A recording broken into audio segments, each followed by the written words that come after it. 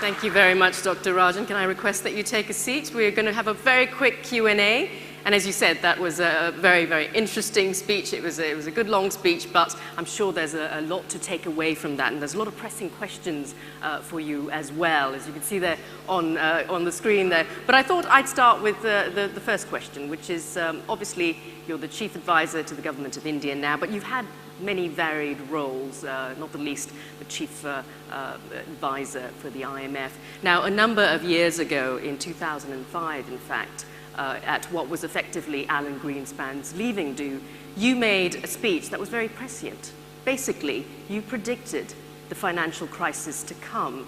You said there were worries about overinflated assets in the US and elsewhere, and the financial system did indeed collapse, just the way you predicted. Now, if you were to look into your crystal ball, which it seems you've set a precedent that you can predict these things, what would you say is the future for your country, India?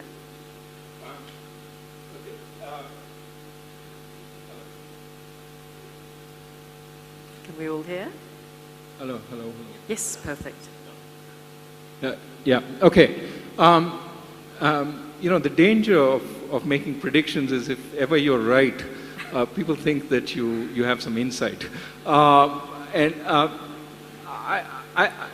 First, I think it's very hard to predict short-term events. So you're not asking a short-term question, but I get this all the time from journalists. What is growth going to be next quarter? And I say, well, I really, if you must, I'll give you a number. But in some sense, it's like asking a doctor, think of us as doctors, maybe you think of us as quacks, but think of economists as doctors, and you can't ask a doctor, what will that be the patient's temperature tomorrow? You have no idea, but you hope that the medicines are going to kick in and start working and will take the patient in the right direction. But as far as India goes, to my mind, what I started the talk with, growth is a no-brainer, does hold. That if at all we grow substantially below the high single digits, it is because of our own problems, not because we don't have the capacity to grow at that rate. So I think from where we are in terms of per capita GDP, we should be looking at least 20 years more of strong growth, provided three things. Provided the rest of the world doesn't become problematic in a deep way, provided we fix some of the governance issues that we've been talking about, and I think they are in many ways eminently fixable. And third, provided politically India hangs together. And that is why I think equally important is to pay attention to the democratic process, to feed that in the right way, to make sure that growth is inclusive. I think inclusive growth is not just a matter of sentimentality. Inclusive growth is a matter of hard-headed realism. We cannot leave a significant part of our population, whether they be focused in regions, whether they be in the tribal areas, we can't leave them behind. It's a criminal waste of resources in the first place, even if you don't care about the moral issues, which are very big. But also I think it eventually comes back to rebound when you have that kind of inequality on the system. And so we cannot allow that. Now, how to do that in a careful, managed way, to move away from a pure welfare society, which I think is very difficult for a poor country to afford, to a more enabling society, which I think we need to become, is sort of the challenge of the moment, the fight in some sense that is going on in India today. Now I'm going to go to these very pressing questions on the screen. They've been changing as you've been speaking, but I think what's really interesting is you talked about the struggle between democracy and growth. And so obviously the first question is, if you were minister instead of an advisor, what would be the things that you'd be able to do that you're not able to do now? So show us how democracy really works. Well, in some sense, the minister, the finance minister, very able and energetic minister, and I enjoy a good rapport. So obviously he in his seat does different things than I do. But I don't think there's a big sort of amount of daylight between our views on some of these issues. But let me ask the question in a broader way. Supposing I sort of were dictator for a moment in the government, and I could say exactly what we need to do. Well, clearly, I think what we need to do faster is get some of these stalled projects back on track. In a sense, people talk about the political difficulties in India today.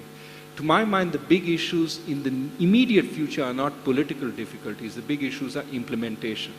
We need to get the big projects back on track, going more strongly. I think that would be one very important factor. The second issue that I think we need to deal with over the medium term is education and skill building. I think our strength is our people. We need to equip them to do the right kinds of jobs, to do the jobs that are emerging. And like every country in the world, we're struggling with how to create that educational system that provides those appropriate skills and knowledge to our people. A lot more needs to be done. It's not going to be done in a day. But if I were to pick a short-term problem which needs solving, it is get the projects done, get the coal on stream, get the power projects on stream. That's one. And the medium term would be education and skill building. All right. Time for perhaps one last question. That was great. Yes, applaud. I think, obviously, you've talked about the challenges that India faces. A lot of these challenges seem quite intractable, one of which, of course, is one of the questions that have been receiving a lot of votes. What are your thoughts on eliminating corruption in India?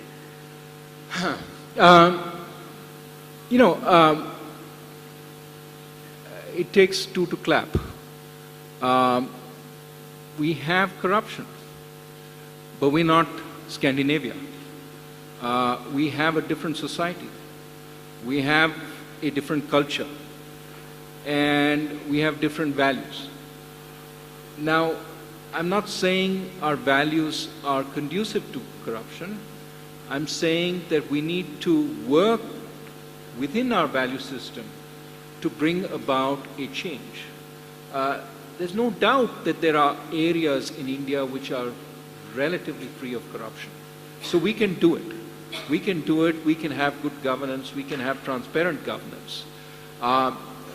But we have to facilitate that process. We can't sort of, in a sense, imagine overnight the same guy who has no compunction about keeping his home spotless but throws the garbage outside the window is going to change around and have a public purpose and stop bribing or the bureaucrat on the other side taking the bribe.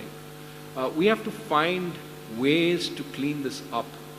And my sense is that the magic new sort of tool we have is information technology. And if we can use it, we can make a big dent, certainly in the petty corruption. Now, the grand corruption, the corruption around grand contracts, some of that can go away through careful design of contracts, through more competitive processes. But if you look across a number of industrial countries, they haven't completely got rid of that grand kind of corruption. What they've got rid of very easily is the petty, or to a large extent, is the petty corruption. Though in the state where I lived in for 20 years, Illinois, we still had 3 governors go to jail for a long time for petty corruption, corruption in the license office and so on. But we can deal with the petty corruption through information technology. One example, tax refunds. Used to be a big source of harassment for people. Today we have a center which is set up just to automate the process of tax refund. If your refund is in order, there are no outstanding questions about your document, and that can be checked electronically, your money goes out without human intervention. Once you get to that process, for that kind of structure for many government processes, it will bring down the level of harassment, the level of day-to-day corruption. And the absence of corruption, in the same way as corruption, tends to feed on itself. When the norm is to be straight, I think then people don't want to violate the norm and start being crooked. We have to take lessons, of course, from the great city that we are in, Singapore, on how they managed it, because I don't think Singapore was as clean as it is today in the past. They worked on it. And taking lessons from places like Singapore, from places like Scandinavia, one of the things that you see when you go to Scandinavia, across those 4 countries, the extent of transparency. Everybody knows what their neighbor makes. And once they know what the neighbor makes, if he indulges in the kind of conspicuous consumption that we see in Delhi, somebody is going to turn him in saying, this guy is spending far more than he owns up to in terms of income. I'm not saying we need a police state. I'm just saying we need to draw lessons from around the world as to how we can bring down corruption. I don't think there's anything inherent in us. It is just that we have to become less tolerant towards it, and that requires a change in attitudes and a change in capabilities such as technology. Excellent. Thank you very much. I think that brings to an end the Q&A. Very insightful comments there, Dr. Rajan. I'd like you to stay on the stage, because at this stage I would like to invite some very special guests as well. We have, of course, the former President Nathan, Mr. Girija Pandey, Sanjeev Iyer, and Renuka, to be invited to present you the Distinguished Alumnus Award.